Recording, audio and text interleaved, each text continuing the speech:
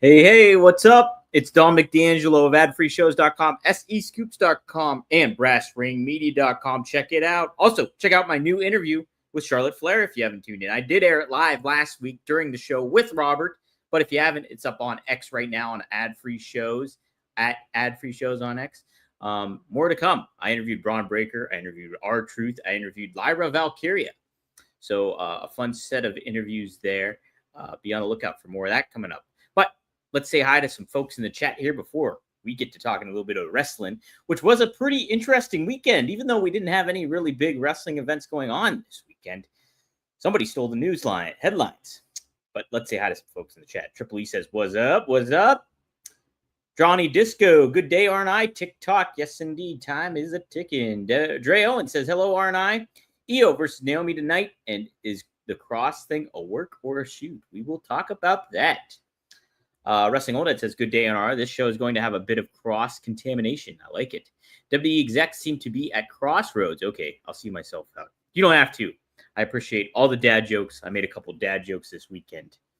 Dre Owen says, Wrestling Oldhead, you're our bear to cross. You're our cross to bear, I think you meant, but I get what you meant. Jeff Henninger says, in 2025, every firing or injury, everyone is questioning if it's a work or a shoot. That's it. That's it, right? All right. Yeah, let's talk about it. So I was going to get my RVD podcast situated last night. I went to a local cafe in Pittsburgh, Yin's. It's a chain around here, Yin's Coffee Shop. And I was ready to do all that stuff. My buddy Jeff met up with me. And all of a sudden, I catch online that Scarlett posted about a video getting posted. And, I click on the link. And sure enough, this is a video that's set to go live, like any minute now. And so I'm like, well, they're talking about the contract situation here. As it's the title was "My Contract Ended." So I catch wind of this, and I see the chat, and I see how many people are tuning in. There's probably like 5,000, 6,000 tuning in, like before the premiere starts, and then boom, we get a full-blown documentary. Karrion Kross, Scarlett. It's called The Killer Part 2. And it does talk about Karrion Kross's contract, WWE contract coming to an end. And wow, it ultimately, I made sure to check at the end of the premiere, or the stream, if you will, that there was nearly 15,000 people tuning in live to that. And so, all the dirt sheets were hitting it pretty hard. I couldn't help but notice that. I tried making some live posts on X while it was going on as well. And just a really, really well-produced and well-orchestrated documentary that very much blurred the lines in what was going on. Kross was pretty open about a lot of stuff when it comes to some backstage happenings. He mentioned how Bray Wyatt had an initial plan for him and the Righteous. That's Vinny Marseglia. Hope I said it right. Dutch, a.k.a. Bill Carr, them being a trio of their own, but being an extension of the Wyatt family. Very interesting there. He talked about being frustrated. Talked about how he was told to kind of not embrace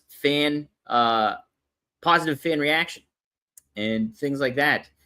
And here Kross is filming where he's going all out and about the greater New Jersey area, not only for SummerSlam, but to promote his new book. And so you see a lot of this fan engagement. You see a lot of him interacting with fans, the fans really being behind him, being interviewed by several names as well throughout this course of time, but really opening up. And, very, you think about what a lot of talent has gone through, where they, you want to see them used properly and positioned in the right manner, especially if they get themselves over organically, like Matt Cardona or Bryan Danielson or, you name it, like Kofi Kingston. There's a rare breed, though, that gets that kind of thing, or in R-Truth to be the most recent one.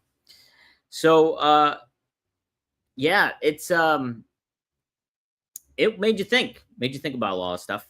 As this is going on too, Kross and Scarlett were moved to the alumni page of WWE. Not only that, but Scarlett thanked everyone for her time at WWE and then made a post too. I don't know if I'm sure she shared her email, but making note she was available for bookings. So did Karrion Kross. So, we're used to kind of WWE kind of blurring some of the lines in a lot of ways, but this is really, really going the extra mile for this kind of thing, if this is all indeed a work. Now, as I watched this documentary, I overall kind of thought like, yeah, I think they're done. This seems like they're done.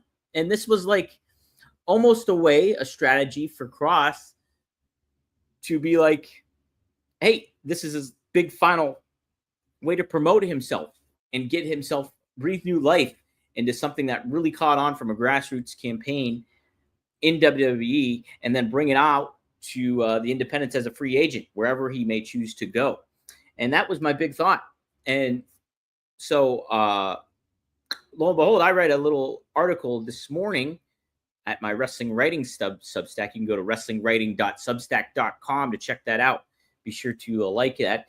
But I talked about this, how it could be an elaborate work, but it also could very much, if this signifies the end, Karrion Kross knows how to promote himself, whether he is Kevin Kazar or whether he's Killer Kross, whether he's Karrion Kross. He's somebody that when he was a free agent, and even when he wasn't a free agent, would go on his own volition of making his own videos and doing what he can to get himself over. Hence how he strategized in certain ways to get himself over, even if he wasn't a prominent figure on television. So I put that all into consideration when I wrote this article this morning and talked about, like, it's either way, it's going to be a win for Karrion Kross, how this pans out. God willing, everything goes well. But then it was made mention to me, and I remember Robert saying this the other day, but I completely forgot about it. Alan Cheapshot, if you're not familiar with him, give him a follow on X. He does wonderful content, like really posts some great historic photos that are really, really fun. Really, really great account to follow on X. So Alan_Cheapshot. Well, he also has a Substack as well. You should follow that too. Very good writer. And he happened to make note after reading my article that he's like, hey, I had 99.9% he thought it was a work, because he also mentioned that Kross's book was advertised on NXT last Tuesday. And I was like, that's right, it was. And so then that kind of made me rethink things just a little bit and be like, well, yeah, this could maybe be a really elaborate work.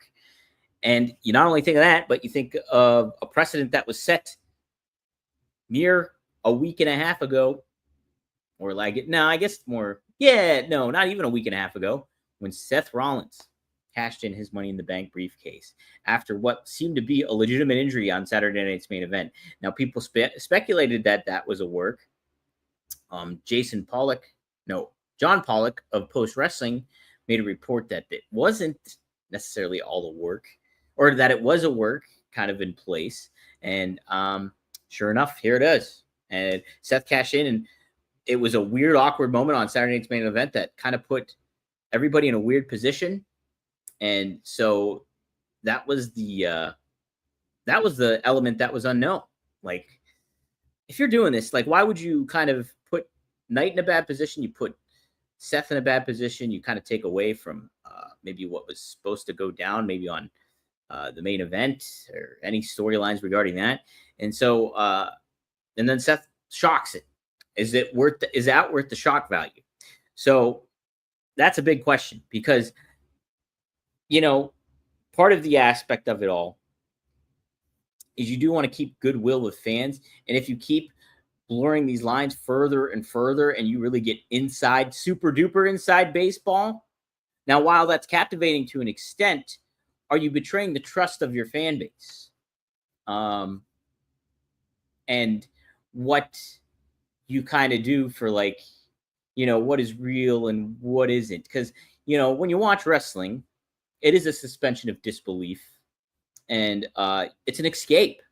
So if you're really going into the weeds here with contract details, elements, tension backstage, things like that. Now you can always find a perfect happy medium. I think Drew McIntyre is really good at that. And if this comes into play, I think it will be cool because it's putting Karrion Kross in a bigger position. But at the same time, too, I also think a little bit it gets taken away because we just had the wool pulled over our eyes with Seth. Now, if you do this again with Karrion Kross, it's just like, all right, it's kind of frustrating, right? It's frustrating because for the ardent fan. And I think at the same time, too, is it confusing to the casual fan? That's what I'm curious about because you're going really inside baseball with a lot of this stuff. Like Joe Schmo, who works at, I'm just thinking of something, Target, and he's got like a couple of kids and, is worrying about making his, mortgage and all that stuff. He goes back and watches wrestling with his kids. They're not tuning in about Karrion Kross here and, what his tension is, potential rockiness is backstage and what his contract negotiations are, anything like that. So, yeah, it's a weird dynamic, isn't it? Is it engaging? Do you guys like this? I mean, I like it to an extent because I like Karrion Kross, and I think he's, the ceiling's very, very high for him, and I do think that there's more for him to do, whether that's in WWE or outside of WWE. So he's just a great act, and wrestling is a key component to everything when it comes to it. But I don't think it's the end all be all. Like when it comes to watching wrestling, I think there's other elements to it all. So let's take a look at the comments after I just made that whole big rambling rant. The real question is, what is the fan reaction going to be on Raw tonight? Jeff Hanger makes a good point here. That is very true. Like, I mean, you got to think, if this is an intentional move by WWE, they're going to be expecting this to happen. So I think the reaction will be, you'll get some Karrion Kross things. Maybe you'll take, if you really want to blur the lines, you'll take some digs at him or do something like that, or make it, so you can really flip the script, so to speak. Let's see. Wrestling Old Ed says, my thoughts on the situation. They're doing away with the Karrion Kross character, and Kevin will come back as Killer Kross, shaved head and all. Interesting. Yeah, I'm not sure. He also adds, I remember Kross had some music made that he never got to use. He was waiting for the right moment. And in the song, it says, don't cross the killer. I think he will come back repackaged. How long will he be away for? That's my curiosity. He says maybe even at Triple Mania, Kross will show up. That could be the thing, too. If you do something like that, it'd be interesting to see if they allow him to take some indie dates or something like that to really continue that aspect of it all. I think, didn't Punk do something way back when? Ron Ward added, every time I see Dom, I have a craving for a steak and cheese sub. He doesn't spell his last name like a local sub shop. So that's not it. It must be where he lives. Well, I'm not in Philadelphia. So I used to live in Philadelphia, the Philly cheesesteak. I always recommend Jim's at Philly's on South Street. Jim's on South Street is where you should go for a Philly's cheesesteak. Tony Luke's is pretty good too. Don't go to Pat's or Gino's. It's too touristy and they're not that great from what I've heard. Usually I got a Permanis here, Pittsburgh. Road Dog's a big fan of Permanis. So am I. I like Permanis. Wrestling Old says they'll be loud. We want Kross chants for sure, but they are in Quebec. They might start with scattered chants and then they start singing. True. Yeah, I don't know how much. I think SmackDown was fun, particularly because Cena's involvement. Look, seeing how that crowd reacted to Cena coming out, man, makes you think how screwed up everything got, and how much of a bummer it is because like people really wanted to cheer Cena for this farewell tour. And like we've had several months where those fans haven't gotten that opportunity to do that. I mean, you can if you want to, but is that the John Cena we're used to seeing? No, you want this farewell tour to be like, hey, Cena, we love you. We want you to see you play all the hits, but also, hey, maybe you mix it up with some new people too.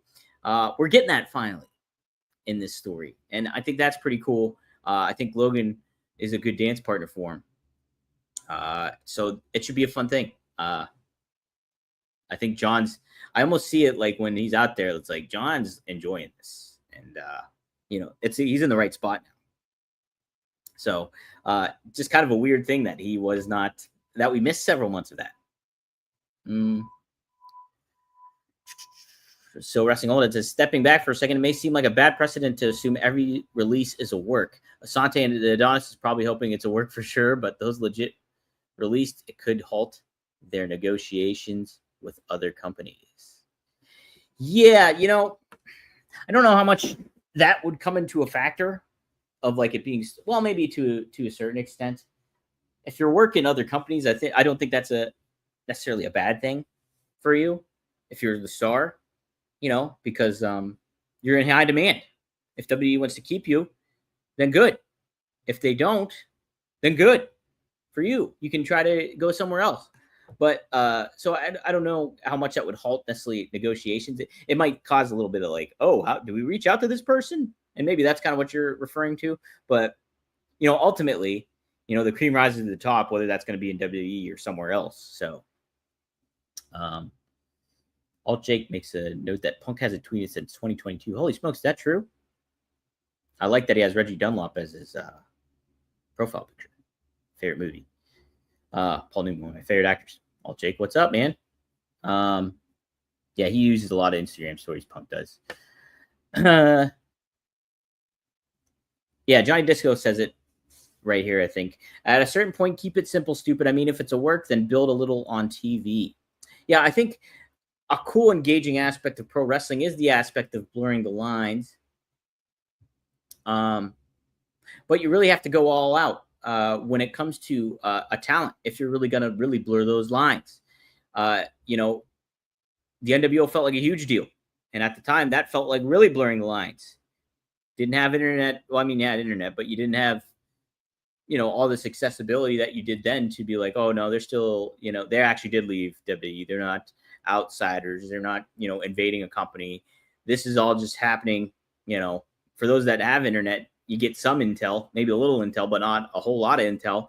And you're tuning in and you're being like, wow, that's Razor Ramon. That's Diesel. Wow, that's Hulk Hogan. He just turned bad guy. He joined them. Wow. WWE is taking over WCW. So there is that goes away with it. That goes with it. So like the blurring of the lines, I think it's cool to do. But hey, like you got to make sure these stars are positioned in the right fashion to make it really, really pack a punch. I would pick and choose your moments of how much to blur your lines. Like, because if you do this constantly, it's going to be a confusing and frustrating product to potentially watch. Maybe that's from my perspective as like somebody that covers it, but is also like, I guess I would fit in that ardent fan category because I know all the ins and outs of, some of the how wrestling works, just like a lot of you do. So don't know them. TNA TV deal. Do you think TNA goes to CW? I would think so. I think so. Yeah. I definitely think they get a TV deal here at some point. I think it's just a matter of time. You're looking at all this live content. I mean, we didn't even talk about this. Look at the deal UFC got today. I think it was 7 years, $7 billion. That's crazy. Paramount Plus. And the thing is like you don't have to pay for a higher subscription to go watch these UFC events. That is nuts in a good way for UFC. Look, the UFC brand right now is pretty, snake bitten. It might be too much, but it's definitely hurting. And so what a good way to bring it back to viability by making it more accessible. So a lower price point for UFC, it seems like, when it comes to people tuning into the pay-per-views. The pay-per-view thing is done. So this is all premium live events on Peacock, if you will. Not Peacock, on Paramount Plus. And so, you look at that in comparison to what WWE did, they raised their price point.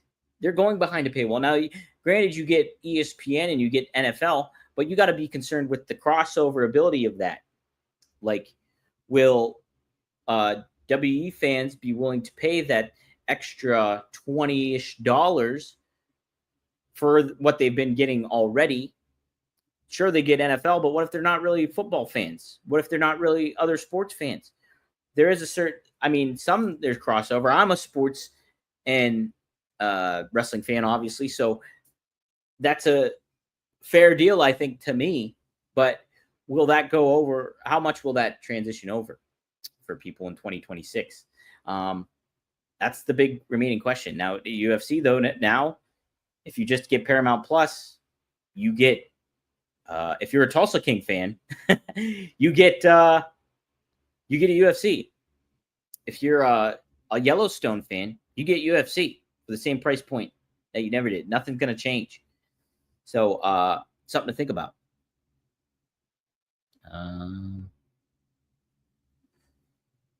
Jake, I think it is another R-Truth situation. Willie Thornbrew, I think it is another R-Truth situation. I just think maybe there was a little bit more early game planning with this, because I think this has been something that's been going on for quite a while in certain ways. So I do think there might have been some more game plan. I don't think WWE necessarily expected the reaction that they got with R-Truth, when he got released. So I think that was more of a reactionary thing. So in certain ways, I don't think it is an R-Truth situation, I guess. I think it's kind of own thing happening here. Ron Ward says, if you're ever in Massachusetts, you have to go to D'Angelo's. It's the best we've gotten. It's pretty good. Nice. I will have to go. Do they have T-shirts? I don't care if it's not spelled like me.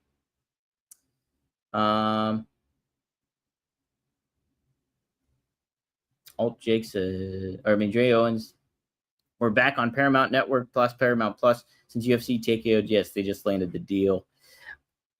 Yeah, I don't know if you're referring to TNA here, but man, I don't know. It's just there's so many other ways to watch. You have to watch wrestling to cover everything. What's up, Universal? How are you? Thanks for tuning in. Appreciate you joining. Be sure to like, guys. I guess I should say this more. Whatever channel you're tuning into, whether it's on the You Didn't Know, Rumor and Innuendo, or ad-free shows, be sure to like, subscribe. Helps out with the algorithm and stuff like that, and gets the word out about the show. So would appreciate you guys smashing the like button, whatever channel you're on here. Ron Ward says, I feel like what is and isn't kayfabe has changed, and we're still figuring out what we can and can't get away with. I think it's because we're still in the learning process. Yes. I think another element to this is we like outlaws, right? Wrestling is an outlaw business, basically. And birthed off the carnival grounds. You're dealing with outlaws. So the aspect of a Stone Cold pushing back at a Vince McMahon or an NWO invading a WCW, that's some cool, edgy stuff going on, right? That's some outlaw stuff. Now, Kross is kind of having his own outlaw identity by, like, discussing matters when it comes to, his contract situation. But it's not as like, oh, my God, he's attacking people or he's doing something. Like saying stuff on here and doing a documentary is cool. I think it's great. And it is innovative. And I said that too. I think he's really changing the game of how people promote themselves. But from a story standpoint, is that a cool way to blur the lines from what you're presenting on television? If that makes sense.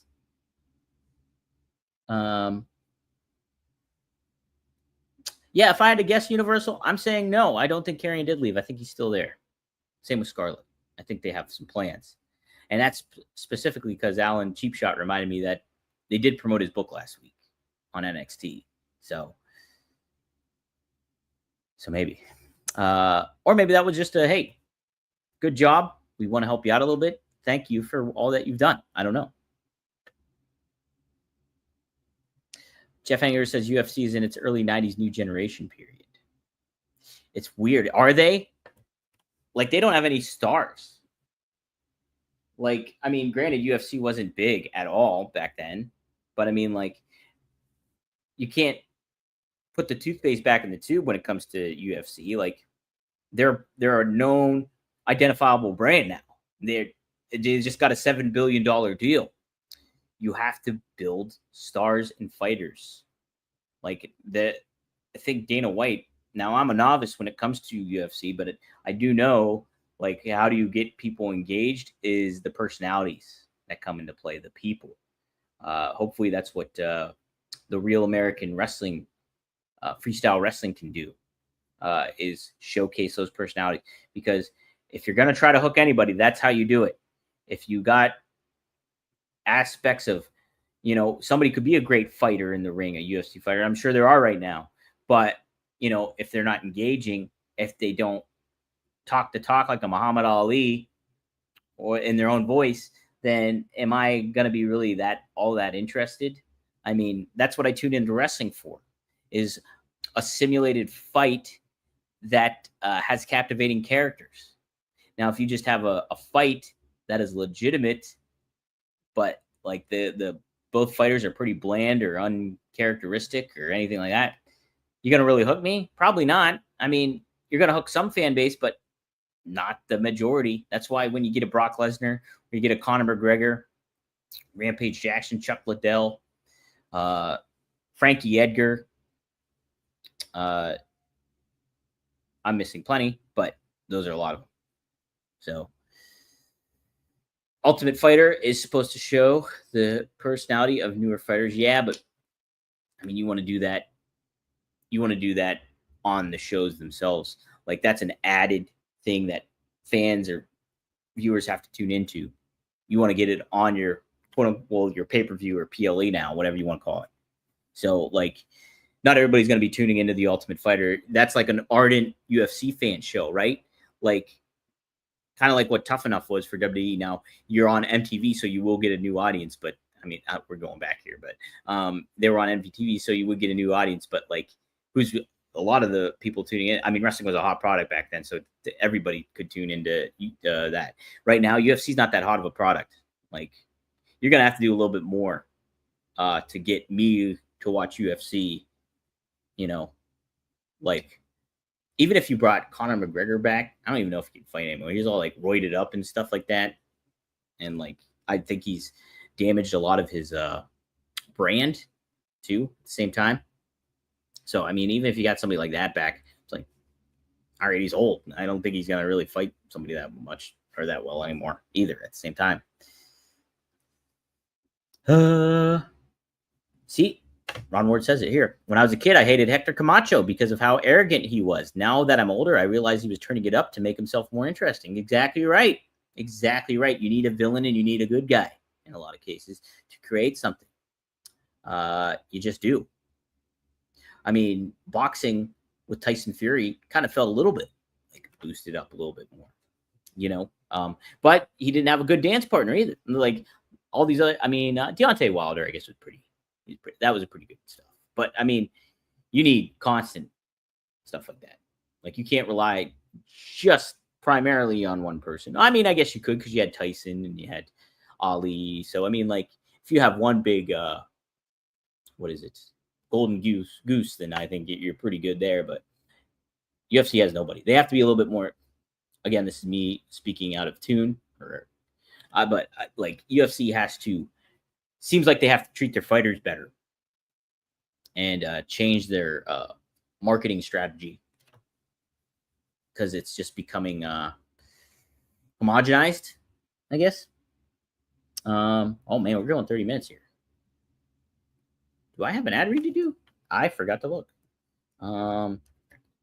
Bear with me here. Raw tonight looks like an interesting one.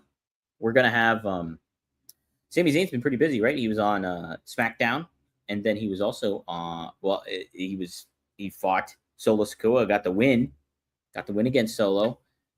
So now this week, on Raw, apparently he's going up against Rusev after their little skirmish that they have, their little shindig that they had going down last week on Raw when Rusev took a shot at Sammy. So should be cool stuff. But yes, we do have a read, and it's a read that I really enjoy.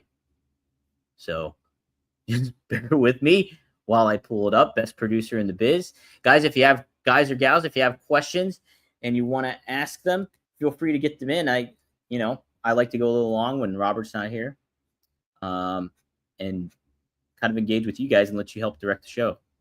Because I'll send a rundown if I have somebody here with me. Like if Robert's doing it or Kevin Callum's doing it. Hey, congrats to Kevin Callum. He did his show, Kevin in Hell. Callum in Hell? It was one of those called, I think it's Kevin in Hell. And it looked like a great turnout at Lincoln Hall. I'm going to see if I can pull up an image of that too, by the way. But before I do that, let's take a look at the Perfect Gene. Man, I love the Perfect Gene. Summer is nearing its end, and it's getting to be pants weather. It is. Right now it's really hot though in Pittsburgh. Not gonna lie, it's pretty darn hot. I would not wear jeans today, but I mean, you got to prep. You want to look good in the fall. You want to get, even if you're covering yourself up a little bit in the fall, you still got to look good. You got to make sure you're presentable wherever you go. You got to set a tone. It's all about presentation, just like UFC needs to worry about. It's all about presentation. Perfect Gene has the perfect presentation for you when it comes to jeans. Man, no joke, no lie, my favorite pair of jeans of all time. 100%. This is not a lie. This is straight up a shoot. My favorite pair of jeans I've ever owned. It's the Joker Blue I got. It's a perfect fit, pun not intended, but it also it's comfortable. It's comfortable. I go biking all the time, like to work or wherever I got to go. If I'm going to go do writing somewhere else, I don't like to be in my apartment all the time. So like if I'm going out and it's relatively nice out, like from a temperature standpoint, I'm putting those jeans on. I had an audition last Wednesday, Little Shop of Horrors. Guess what I wore? My pair of perfect jeans, because it makes me feel confident, makes me feel good. The audition went all right. We won't dive too much into that, but it was great. So Perfect Jeans is a great pair of jeans for you to get. You help out the show in a big way by using the Perfect Gene and using our code. So here it is. It's finally time to stop crushing your balls in uncomfortable jeans by going to theperfectgene.nyc. Our listeners get 15% off their first order plus free shipping, free returns, and free exchanges when you use code RUMOR15 at checkout. That's 15% off for new customers at theperfectgene.nyc with promo code RUMOR15. After you purchase, they'll ask you where you heard about them. Please support our show and tell them that Rumor and Innuendo sent you. F your khakis and get the Perfect Gene. Guys, you will not be disappointed. Honestly, it's a great pair of jeans. It's such a great pair of jeans. I'm not lying here. I ain't lying. So let's see who is there going to be any lies told on WWE Raw tonight? That Canada crowd was crazy on SmackDown. As I mentioned with Cena and the reaction that he got. Pretty good stuff. Apparently sounds like CM Punk is kicking off Raw tonight. Yes. That is what WWE.com says. CM Punk kicks off Raw. CM Punk will be live on Monday Night Raw and is set to kick off the show. The Second City Saint. I always like that moniker for him, the Second City Saint. I'm a Catholic. I know CM Punk's not religious, but I like it. It's still reeling from his beatdown at the hands of World Heavyweight Champion Seth Rollins, Braun Breaker, and Bronson Reed will have much to say. Punk also fell victim to Rollins when the Visionary pulled off the ruse of the century at SummerSlam and cashed in his Money in the Bank contract to win the World Heavyweight title from Punk, who just defeated Gunther to capture the championship. Don't miss CM Punk kicking off Raw tonight. And then also, let's see. That's the only thing, that little headline they gave us here. I got to look up what the rest of Raw preview. Like I said, Rusev and Sami Zayn are on tap tonight. Should be a fun match too. Naomi is in action too, as mentioned earlier. Yes, the Women's World Championship will be on the line as Naomi and Io Sky. So it should be a fun match there. We also have Women's Intercontinental Championship match, Becky Lynch versus Maxine Dupree. Look, I'm excited for this. Like, I love Becky Lynch. Anytime she's in in a segment, in a program, in a match. I think it's appointment television. She feels like a big star. And I think what she did with Lyra Valkyria, and she elevated her and gave Lyra an opportunity to become a really big baby face. And I think you could see that come to fruition as time went on, as the weeks went on, as they built towards SummerSlam and so on and so forth. Maxine Dupree is obviously not known for in-ring work.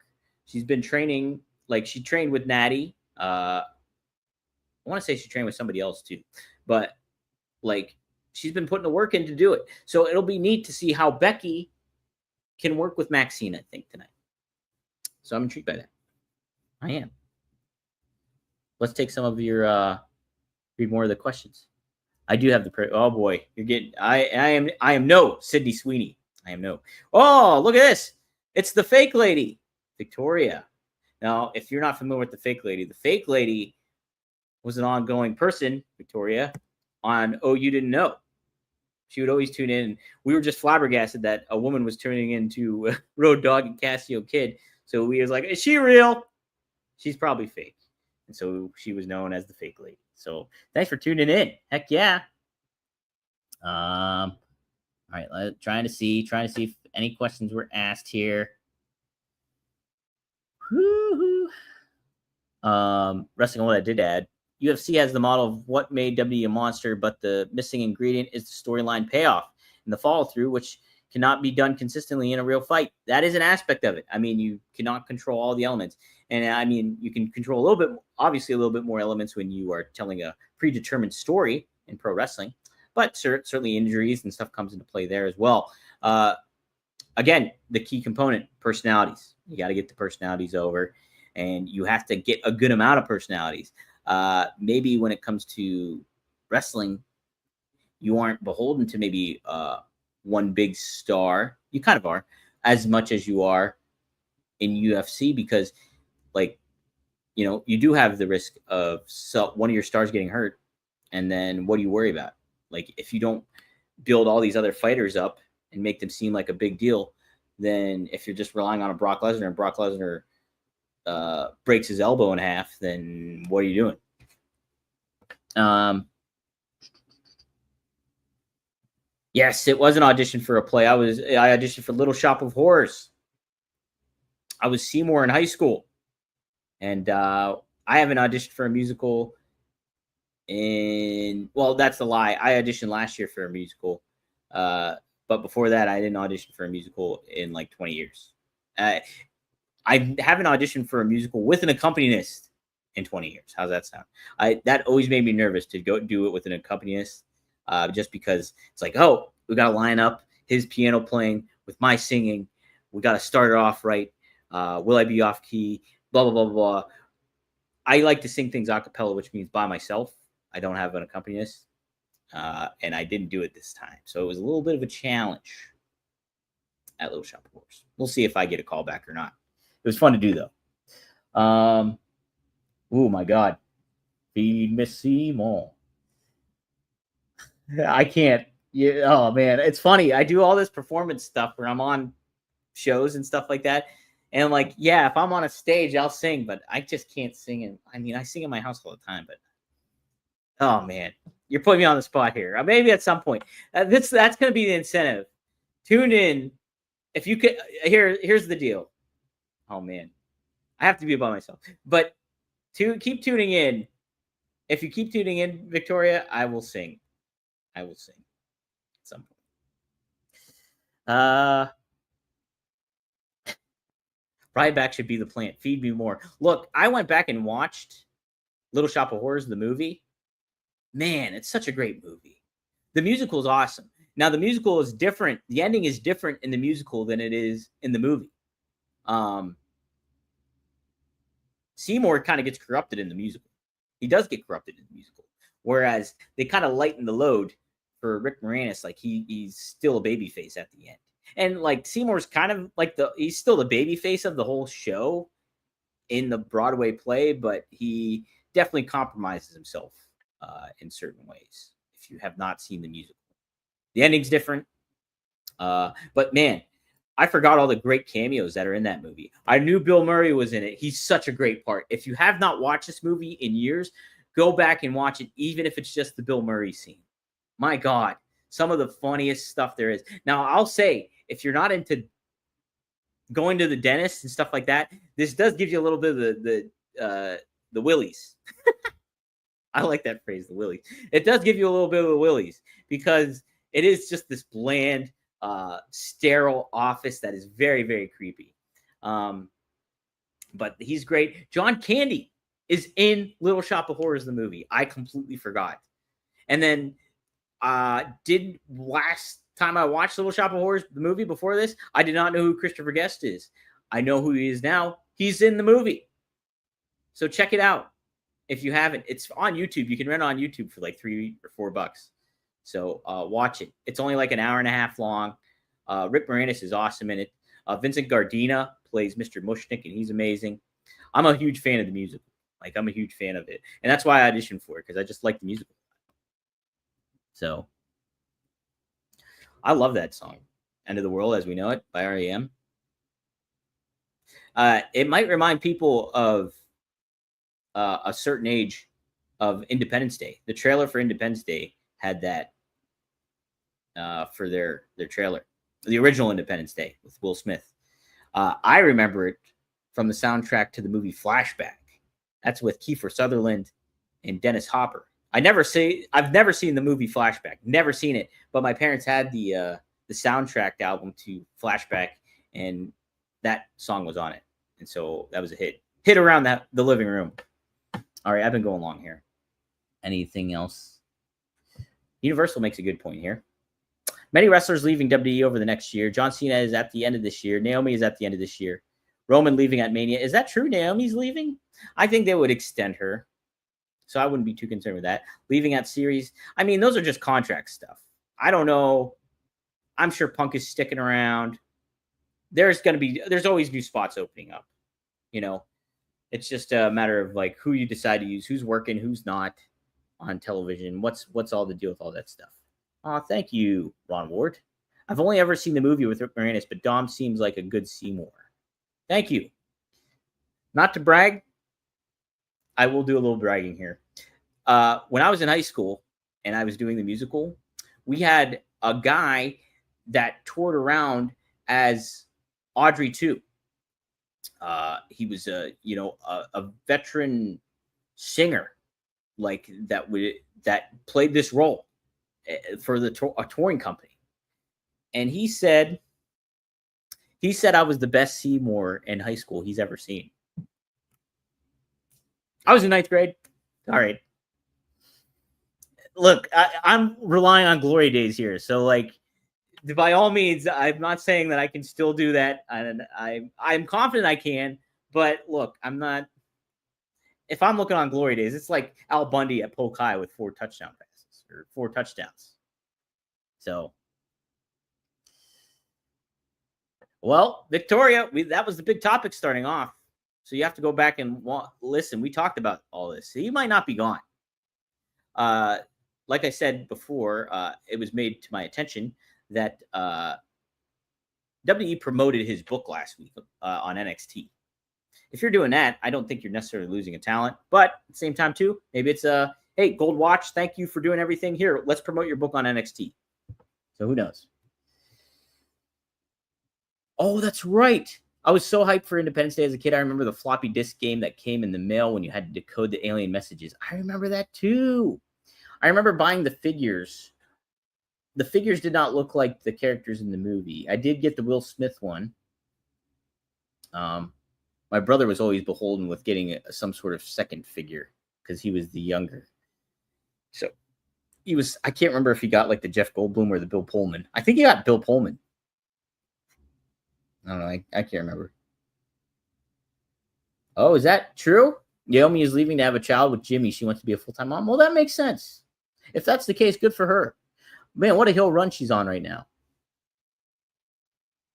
So, Ron Ward, damn you. I was about to type my 4 touchdowns in a single game, and now I'm stuck selling shoes. That's it. I stole your heat. Look, it is. It's true. It's like I'm 9th grade. I'm going back to 9th grade. to talk about something. So, yes. All right.